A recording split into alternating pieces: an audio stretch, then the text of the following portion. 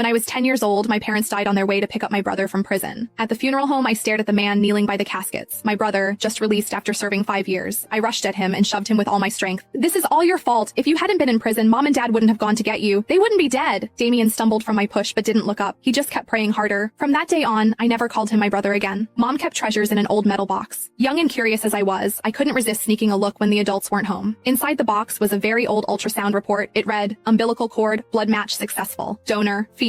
Recipient, Damien was my brother, 15 years older than me. For as long as I could remember, he'd been in prison. Mom and Dad never talked about what he'd done, but every time they came back from visiting him, Mom's eyes would be swollen from crying and Dad would chain smoke in silence all night. Before I turned 10, everything I knew about my brother amounted to this: a blurry name, a stranger who made our parents cry, and the entire reason for my existence. Yes, I knew. I was never the product of my parents' love. I was just proof of how much they loved him. Mom's health was poor. She risked a late-life pregnancy with me only because Damien had leukemia and needed cord blood from a newborn to survive. The day I was born, Damien's surgery was a success. And me? I was just a useful tool in this family. Karma's funny that way. Who would have thought the brother wrapped in our parents' love would commit murder and end up behind bars? I was 5 that year. I was too young to remember why Damien went to prison. Not that it mattered. What mattered was that I would go from being the family's tool to being Mom and Dad's only child. That didn't last long. When I turned 10, Damien was released. Mom and Dad left early that morning, full of hope about giving him a fresh start. Then the news came. A truck's brakes had failed. It crashed into their car. Dad died instantly. Mom held on until we got to the hospital. She only said one thing to me: "Claire, take care of your brother." I didn't understand. Why was I supposed to take care of him when I was the child who needed taking care of? Before I could argue with her, Mom closed her eyes. At the funeral home, I looked at the stiff smiles in Mom and Dad's photos, then at the stranger kneeling before their caskets, my brother whom I hadn't seen in 5 years. His forehead pounded against the floor, blood seeping out and mixing with his tears. Relatives whispered, their stares like needles in my back. Poor thing, losing her parents so young, living with a murderer for a brother. What's going to happen to her? I clenched my fists, nails digging into my palms. Then I rushed at him and shoved with all my strength. "This is all your fault. If you hadn't been in prison, Mom and Dad wouldn't have gone to get you. They wouldn't be dead." Damien stumbled but didn't look up. He just kept hitting his head against the floor, harder than before. The night after the funeral, Damien found me in the dark living room. He wore an ill-fitting old shirt, his eyes sunken, looking like a skeleton. "Claire." His voice was hoarse as he reached to touch my hair. I dodged away. "Don't touch me," I said. His hand froze mid-air, then slowly dropped. We lived in a small town with no secrets, so it spread fast. Damien was out of prison, a murderer, the one blamed for our parents' deaths, and his little sister now lived with him. Back at school, my homeroom teacher paused at my name. "Claire, given your family situation, come to me if you need anything." Every head turned. During break, boys crowded my desk, grinning. "Did your brother really kill someone? With a knife or a rope? Think you'll kill people too?" I hid my face and stayed silent. On the way home, girls pointed. "That's her. Stay away. A murderer's sister can't be normal." I ran inside and dropped my bag. Damien was in the kitchen wearing Mom's old apron, frying an egg. "You're home?"